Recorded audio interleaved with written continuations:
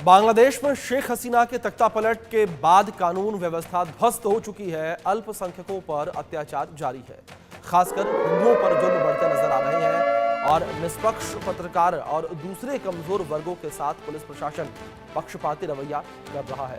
तो हिंदुओं पर अत्याचार पर यूनुस जो है वो फंसे नजर आ रहे हैं। अंतर्राष्ट्रीय आपराधिक न्यायालय में शिकायत जो है वो की गई है। ये बड़ी खबर निकलकर सामने आ रही है और आईसीसी के हत्यारों और हिंदुओं पर अत्याचार की शिकायत यहां पर की गई है। ये बड़ी खबर जो इस बीच सामने आ रही, हिंदुओं के खिलाफ मानवाधिकारों का उल्लंघन किया गया। ये बड़ी खबर पूरे मामले को लेकर सामने आ रही है। मोहम्मद यूनुस को लेकर शिकायत की गई है। हिंदुओं पर अत्याचार करके मोहम्मद यूनुस बुरे फंसे नजर आ रहे हैं। अंतर्राष्ट्रीय आपराधिक न्यायालय में शिकायत हुई है। आईसीसी के अनुच्छेद 15 के तहत शिकायत दर्ज करवाई गई है और हत्याओं और हिंदुओं पर अत्याचार की शिकायत की गई है। यह बड़ी खबर जो इस बीच सामने आ रही है। मोहम्मद यूनुस को लेकर अंतर्राष्ट्रीय आपराधिक न्यायालय में शिकायत की गई है। हिंदुओं पर अत्याचार को लेकर मोहम्मद यूनुस बुरे फंसे हैं। बड़ी खबर निकलकर सामने आ रही है। अंतर्राष्ट्रीय आपराधिक न्यायालय में शिकायत जो है की गई है। आईसीसी के अनुच्छेद 15 के तहत शिकायत दर्ज करवाई गई है। शिकायतों के तहत हत्याओं, उत्पीड़न और हिंदुओं पर अत्याचार की शिकायत दर्ज करवाई गई है। हिंदुओं के खिलाफ मानवाधिकारों के उल्लंघन का आरोप लगा है। हिंदुओं और पत्रकारों और दूसरे कमजोर वर्गों पर अत्याचार जो है वो बांग्लादेश में आम बात हो चली है। ये बड़ी खबर जो इस बीच सामने आ रही है। तो हिंदुओं पर जो अत्याचार किए जा रहे हैं उसको लेकर शिकायत दर्ज कराई गई है। ये बड़ी खबर जो सामने आ रही है। हिंदुओं के खिलाफ मानवाधिकारों का उल्लंघन जो है वो देखने को मिल रहा है, जिसको लेकर आरोप मोहम्मद यूनुस पर लगातार लगाए जा रहे हैं। हिंदुओं पर अत्याचार को लेकर मोहम्मद यूनुस बुरा फंसते नजर आ रहे हैं। अंतर्राष्ट्रीय आपराधिक न्यायालय में शिकायत की गई है। ये बड़ी खबर आप तक पहुंचा दें। अंतर्राष्ट्रीय आपराधिक न्यायालय में शिकायत जो है की गई है। यूनुस की मुश्किलें बढ़ती नजर आएंगी। कोई भी कानून से ऊपर नहीं है। अगर कुछ जानकारियां मोहम्मद यूनुस को लेकर पहुंचाई जाए तो पीड़ितों को बांग्लादेश में न्याय नहीं मिल सकता। पीड़ितों को इंसाफ अंतर्राष्ट्रीय आपराधिक न्यायालय दिलाएगी।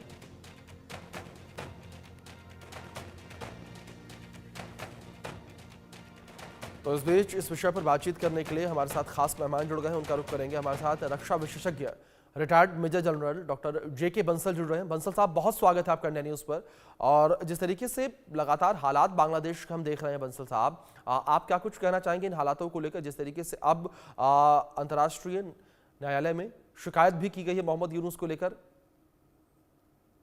Morning Abhishek ji, thank you very much for inviting me. देखिए, यूनुस को ये समझा गया था कि एक पीस कीपिंग या जी पीस नोबेल प्राइज का जो है ये विजेता है और कुछ अच्छा करेगा, लेकिन जो वहाँ पर एक तरह से जी एक ऑर्गेनाइज क्राइम हो रहे हैं, जो कि हिंदुओं पर आक्रमण हो रहे हैं, हिंदुओं के मंदिरों को तोड़ा जा रहा है, पुलिस के ऊपर अत्याचार हो रहे हैं, और जो इस तरह की सब बातों को देखते हुए अब ये केस जा रहा है इंटरनेशनल क्रिमिनल कोर्ट में। इंटरनेशनल जी क्रिमिनल कोर्ट के जो अनुच्छेद 15 के अनुसार में अगर जी किसी को अपने देश में न्याय नहीं मिलता है तो उसमें जा सकता है। कि जो एक समीन हैं, जो उनके ब्रदर समीम मोला को मार दिया गया है बेदर्दी से, तो वो भी इस बात का मुद्दा उठाया है। तो जो पावल केसी हैं, यूके यूके के जो डॉर्थी स्ट्रीट चैम्बर्स, उन्होंने एक मसौदा तैयार कर रहे हैं और ये केस वहाँ पर ले जाया जाएगा।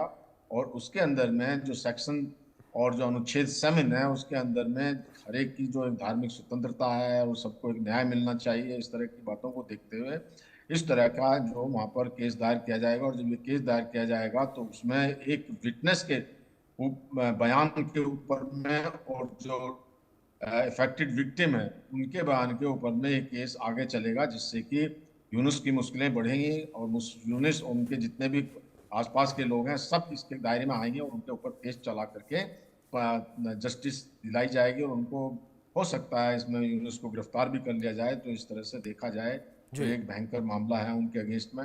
उनको अभी भी अकल नहीं आ रही है। जिस हिसाब से वहाँ का जो कोलैप्स हुआ है, जो लॉ एंड ऑर्डर की स्थिति, हालांकि भारत ने भी इनको समझाया है, बताया है कि भाई आप अपने लॉ एंड ऑर्डर को संभालिए। और भारत भी ये चाहता है कि वहाँ पे जो रूल बेस्ड ऑर्डर होना चाहिए, डेमोक्रेसी होनी चाहिए, स्वतंत्रता से एक इलेक्शन होने चाहिए, जिसका न्यूज़ बिल्कुल कट्टरवादियों के जो शिकंजे में फंसे हुए हैं, उन्होंने जेल से क्रिमिनल को छोड़ दिया गया है, और जो आतंकवादी हैं उनको भी छोड़ दिया गया है। तो इस प्रकार से वहाँ पर बहुत ही एक लॉ एंड ऑर्डर की बुरी व्यवस्था है। अभी स्टूडेंट हर बात के ऊपर में वहाँ डेमोन्स्ट्रेशन कर देते हैं और स्टूडेंट भी आपस में झगड़ते रहते हैं। तो इस प्रकार से जो यूनिस पे कुछ समझ नहीं रहा है। हालांकि आर्मी मदद कर रही है, तो अब समय आ गया है कि आर्मी को टेक ओवर करके और वहाँ पर कानून व्यवस्था को सुदृढ़ किया जाए। जी जी अभिषेक। बंसल साहब, जिस तरीके से आपने आर्मी का जिक्र किया है, क्या आपको लगता है कि बांग्लादेश की सेना या सुरक्षा एजेंसियां जो है वो अल्पसंख्यकों की रक्षा करने में सक्षम है? बिल्कुल सक्षम है। देखिए, इसमें मैं थोड़ा सा आपको डिटेल में ये बताना चाहूँगा। जो आर्मी चीफ हैं जमाल जी जो जकार जो हैं, वो जो चाहते हैं शांति करना, लेकिन उनके अगेंस्ट में भी एक coup की तैयारी की गई थी, जिसमें कि एक फजलुर रहमान के लेफ्टिनेंट जनरल हैं और उनके साथ में एक हसन, इन दोनों ने मिलकर एक प्लानिंग किया। और प्लानिंग किसके इशारे पे किया? वो क्या, पाकिस्तान और आईएसआई के इशारे पे। आईएसआई और पाकिस्तान अपने फेवर के आर्मी चीफ वहाँ पे चाहती हैं, जिससे कि उनकी कठपुतली बन के उनके इशारों पर नाचती रहे। और आईएसआई का और पाकिस्तानी सेना का मकसद अभी साउथ ईस्ट एशिया में अपना आतंक फैलाने का है। जी इनको देखते हुए जब इनको इनके अगेंस्ट में एक कूप करने की तैयारी की, अफ्रीका के कंट्री में गए हुए थे वकार जो आर्मी चीफ हैं, और वहीं से इन्होंने प्लान कर लिया कि जब वो लौटेंगे और जब वहाँ पे उनको एयरपोर्ट पे उतरेंगे तो वहीं से गिरफ्तार कर लिया जाएगा और जी उनको जी ये कर दिया, मतलब वहाँ पे बिल्कुल गिरफ्तार कर दिया जाएगा। लेकिन जो बिल्कुल नाटो ने और अमेरिका ने भी उसको बताया कि आपके भी फेवर में नहीं जी है, और जो जी हसन है वो इस मामले से दूर हो गए। और बिल्कुल जैसे ही पता बंसल लगा साहब, अगर बढ़िया बात सी चीज। बांग्लादेश के हालातों को लेकर की जाए तो बांग्लादेश में हालात लगातार विपरीत बने हुए हैं। बंसल साहब, मैं आपका रुख करूंगा एक बार फिर से, लेकिन इस बीच कुछ जानकारी अपने दर्शकों तक हम पहुंचा दें कि क्या कुछ आरोप मोहम्मद यूनुस पर लगे हुए हैं। कानून व्यवस्था चौपट करने का आरोप यहाँ लगा मोहम्मद यूनुस के ऊपर। दूसरी ओर पत्रकारों पर नकेल कसने का भी आरोप लगा है कि पत्रकारों पर उन्होंने नकेल कसी है और पत्रकारों की स्वतंत्रता समाप्त की है। अधिकारियों पर शिकंजा मोहम्मद यूनुस ने कसा है, अधिकारियों को लेकर भी आरोप लगे हैं। दूसरी ओर अल्पसंख्यकों पर अत्याचार का आरोप लगा है। साथ ही साथ हिंदुओं के घरों और मंदिरों में तोड़फोड़ के आरोप भी लगे हैं। शेख हसीना की पार्टी के नेताओं पर जुल्म करने का आरोप लगा है। दूसरी ओर विरोधियों को झूठे आरोपों में फंसाकर जेल भेजने का आरोप भी लगा है। और बहुसंख्यक कट्टरपंथियों को खुली छूट देने का आरोप लगा है कि बहुसंख्यकों को खुली छूट दी गई है। धार्मिक हिंसा को भड़काने के जिम्मेदार मोहम्मद यूनुस माने गए हैं और मोहम्मद यूनुस पर ये कई बड़े आरोप जो है लगाए गए हैं। और इन आरोपों के साथ ही जो है कई सारे यहाँ पर शिकायतें जो हैं वो की गई हैं। इस बीच एक बड़ी खबर भी सामने आ रही है, उसका रुख कर लेते हैं। जहां बांग्लादेश में हिंसा थमती नजर नहीं आ रही है। अब आपस में ही दो पार्टियां भिड़ गई हैं। बीएनपी और एनसीपी कार्यकर्ताओं में मारपीट देखने को मिली है। हिंसक झड़प में कई लोग घायल हुए हैं। हिंसक झड़प के चलते इलाके में अफरा तफरी का माहौल देखने को मिला है। शांति के लिए पुलिस और नौसेना और तट रक्षक बल तैनात किए गए हैं। नोआखली जिले में जहाज मारा बाजार में हिंसा ये देखने को मिली है। तो बड़ी खबर जो इस बीच सामने आ रही है, तो नोआखली में ये पूरी हिंसा देखने को मिली है।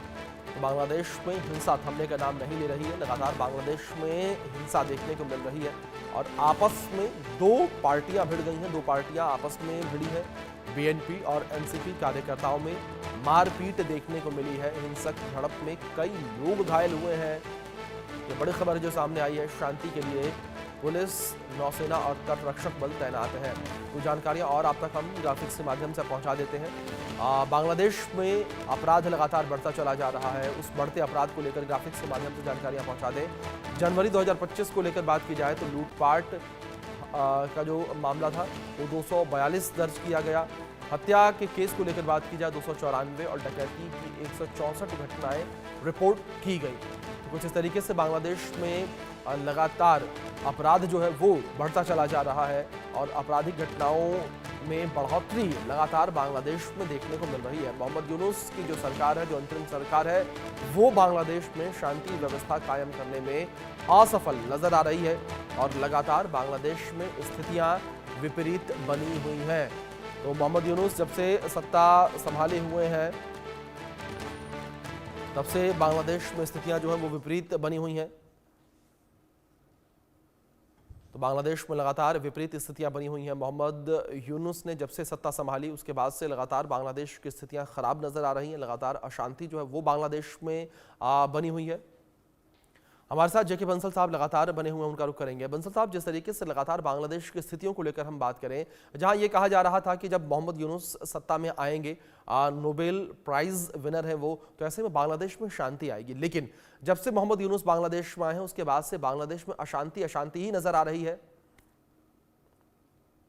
जो ये आए थे तो इनका मेन मकसद था कि वहां पे शांति स्थापित की जाए जी और निस्वार्थ और जो जो निष्पक्ष चुनाव कराए जाएं, लेकिन उन्होंने यह नहीं सोच करके जो कट्टरपंथी हैं उनके शिकंजे में आ गए, पाकिस्तान से नजदीकियां बढ़ा ली और शेख हसीना के पीछे पड़ गए। जी तो इन्होंने भटक गए हैं अपने रास्ते से, और उस भटकने के चक्कर में ये भारत के साथ में भी बजाय मित्रता के एक इन्होंने संघर्षपूर्ण और जो एक जो रखा है, वो उन सबका असर ये हुआ है कि इस तरह के हालात पैदा हो गए यहाँ पे।